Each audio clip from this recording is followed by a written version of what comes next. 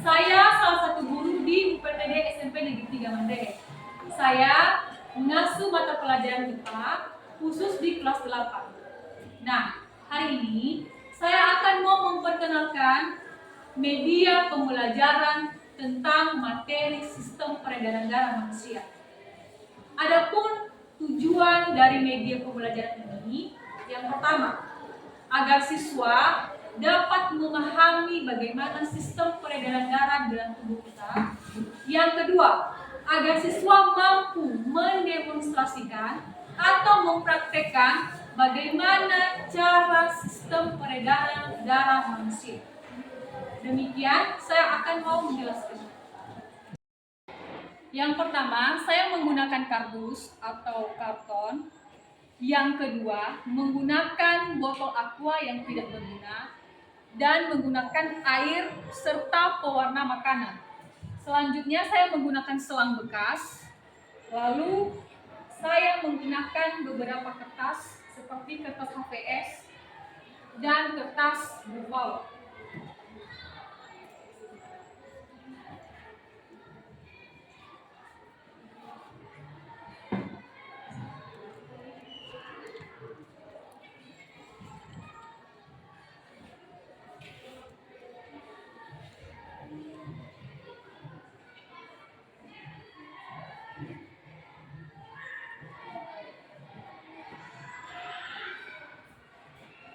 Pertama, saya menggunakan kertas buffalo dalam menuliskan setiap penjelasan dalam gambarnya.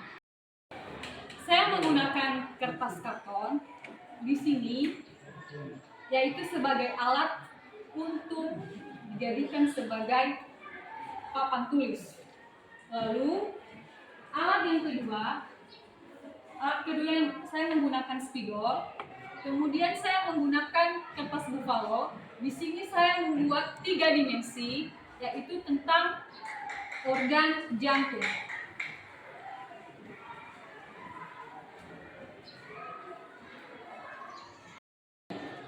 Di sini saya menggunakan air berwarna merah dengan menggunakan pewarna makanan warna merah. Di sini saya melambangkan bahwa ini adalah darah yang sudah tercampur dengan oksigen. Sementara yang berwarna biru yaitu sebagai darah yang sudah tercampur karbon dioksida.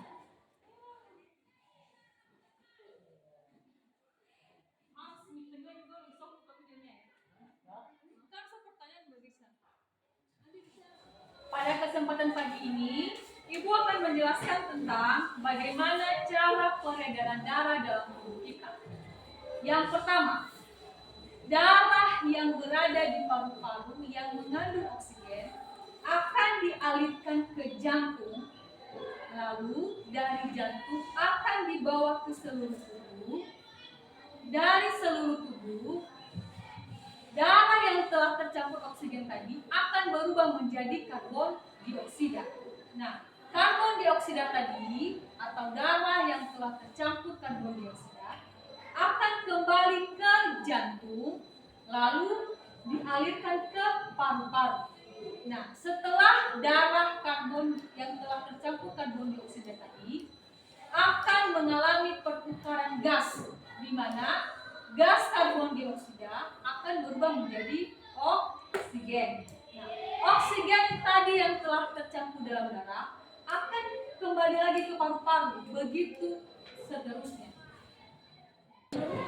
Untuk memahami bagaimana cara peredaran darah dalam tubuh kita, Ibu akan mempraktekkan di mana air yang berwarna merah ini kita anggap sebagai darah yang telah mengandung oksigen. Darah yang mengandung oksigen di paru-paru akan mengalir ke serambi kiri jantung. Dia dibawa oleh pembuluh darah vena pulmonalis. Kemudian dari serambi kiri akan masuk ke bilik kiri jantung. Dari bilik kiri jantung akan dibantu oleh nadi atau arteri untuk masuk ke seluruh tubuh kita. Nah, dari seluruh tubuh kita yang namanya karbon dioksida. Dari karbon dioksida tadi yang telah tercampur dalam tubuh kita akan mengalir ke bilik kanan jantung. Dia dibawa oleh pembuluh darah vena. Dari pembuluh darah vena akan mengalir ke serambi kanan jantung. Nah, dari serambi kanan jantung dia akan masuk ke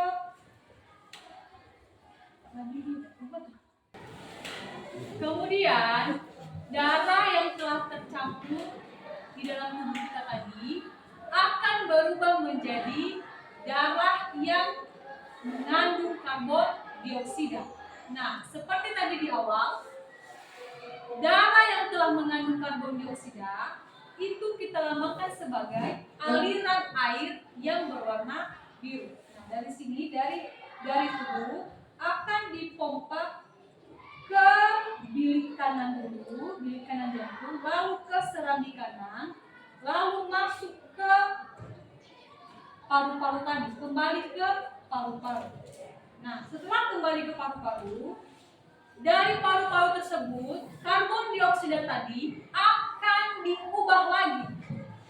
Yang tadinya darah yang mengandung karbon dioksida akan diubah menjadi darah yang mengandung oksigen.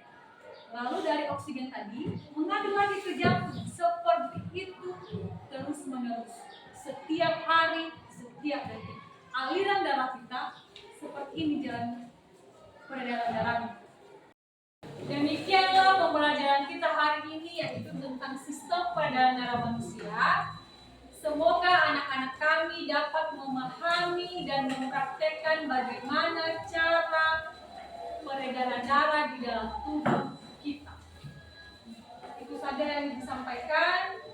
Saya sampaikan